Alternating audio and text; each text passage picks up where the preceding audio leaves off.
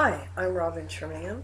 I'm here with Bill Storie, the founder of Olderhood.com, and you're listening to Radio Olderhood, Retirement Happiness, a continuing series. So, for once, I don't have to ask what's on your mind today. Hi there. Hi there. Just to let everybody know that you are here. I am. I want to talk about the fact that I went dress shopping yesterday. Now, you're a guy, so maybe you'll get this or maybe you won't. But I was in a store. I don't do dress shopping much. You don't? No. No. Well, there's a big surprise. Yeah, there's your first. I was in a dress store yesterday, and there were all these really cute little dresses on sale, and I went to try them all on, and I have to tell you, they were kind of like a little bit too tight in very strange places. Oh, tell me about it. I used to hear my mother complain about this, and I never really understood. I seem to have bulges where I never had bulges before. You mean your mother was complaining about herself or complaining about you? Herself. Oh, herself. Okay. Right. And I'm not exactly, a fat girl to start with. So the fact that this applies to me as well is a little bit of a shock.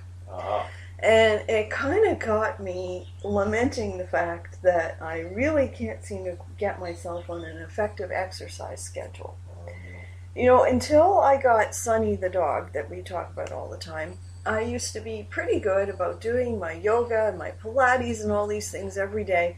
And then along comes Sunny, and I have to tell you, it is a lot more fun to watch Sunny chase a ball than to actually exercise myself. Oh, he does it on your boat. Is that it? Yeah, and I sort of was under the impression that maybe laughing was sufficient exercise enough because he runs and chases the ball and does crazy stuff, and I sit on the patio and I laugh. And you laugh. Okay. Yeah, and I now have a few laugh bulges to prove it. Okay. Get the feeling that I want to exercise. I lie down until the feeling passes. Yeah, I'm familiar with that. I'm familiar with that. Yeah, or I sit on the porch and eat a popsicle.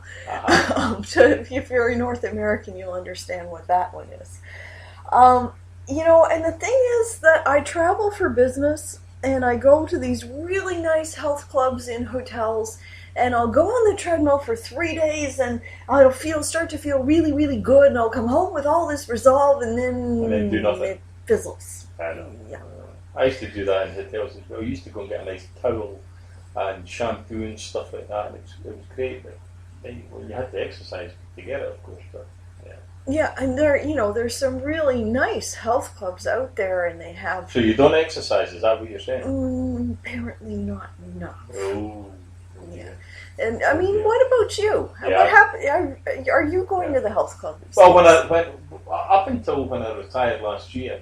I had been going to the gym for many, many years, but for the past 2-3 years, just before I retired, I don't know, through business commitments and workload and long hours and stuff like that, I kind of got out of the habits. But then, I tell you what happened. I tell you the funny thing. What happened was that when I retired, I realised that I had 7 days a week that I could go to the gym if I wanted, and I kind of started off for like 4 days or 5 days, and then I kind of injured myself. I just did too much. Oh, I remember that. You couldn't walk for weeks. Oh, it was terrible. Bursitis. For anybody who's interested, nobody's interested. Anyway, whatever. Bursitis. I'd never experienced that in my life before. Anyway, I did that, and then I thought I was getting back in. Then I bumped my metatarsal from the foot. Anyway, to cut a long story short, over the last probably 6 or 8 weeks, I've actually managed to get back to the gym again, and I'm building up slowly. And how's it going? I always liked to exercise. I loved exercising. I loved going to the gym. I'm a rowing machine guy. That was always my big thing. So that I would do the rowing machine for 30 minutes, 45 minutes, or maybe an hour. Because I used to play my own music. I still do. I play my own music. So I'm not listening to radios or stuff like that. I play my own music. And I can sit in the rowing machine for 30 minutes, 45 minutes, no problem. And then I started to do weights, bench press and stuff like that. Weights are a big thing. That's what you should do. Don't worry so much about the aerobics stuff, but weights. Yeah. Lift 5 pounds, 5 pounds in each hand. That would make a big difference. Anybody listening, that's what you should do. Build up your muscle. Yeah, no, I agree with you. I may never lose a pound again in my lifetime, but I could definitely be more toned than I am at get present. muscle tone. Yeah. Do you know what? One of my this is going. Maybe if I get it out on the table and tell everybody, then I can get over it. What most of you don't know is once upon a time, when I was quite young, I actually was a very serious athlete. I was a competitive swimmer. I was almost nationally ranked in Canada, Whoa. which is a pretty big country. And as a result of very intensive training, in swimming, yeah. Back in the day, I have actually had some fairly significant sports injuries. I mean, to the point where You mean you were Olympic standard? Just below. Whoa. Whatever would be the category right below that would be me. Whoa. Yeah, I was. And I have been injured to the point where it was debated whether or not I should have surgery. Yeah. So I do know what it's like to overdo it and to hurt myself. And I also have a brain like a fire horse. I go into the gym and I remember the days when I could bench press 120 pounds. For real, I am not exaggerating that number. And I look at the equipment and I'm like, okay, only going to do 20 or 30 pounds today. We're just starting out again. And it's very hard for me to just, remember that I'm not the body I used to be. You're putting me to shame. 120 pounds? Really? I have just managed to scrape over 100 just in the last week.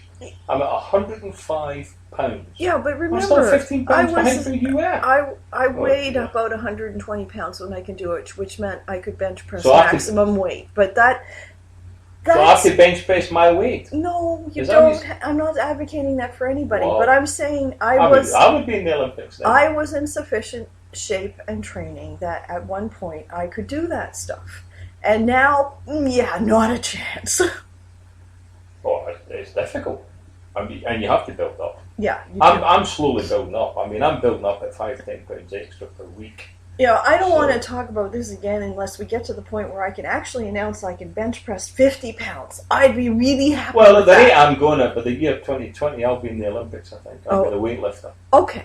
Yeah. So we'll have a broadcast then and we'll announce that. Sure, yeah. All right. Yeah. I think that's a good place to stop for the day. Yeah, I must go to the gym. Yeah, okay. You first. Yeah. Don't forget to check out our Facebook page, www.facebook.com/olderhoodcom. And with any luck, we'll talk to you next week. I'll be here. One of us will be in Scotland. Take care, everybody. Bye-bye.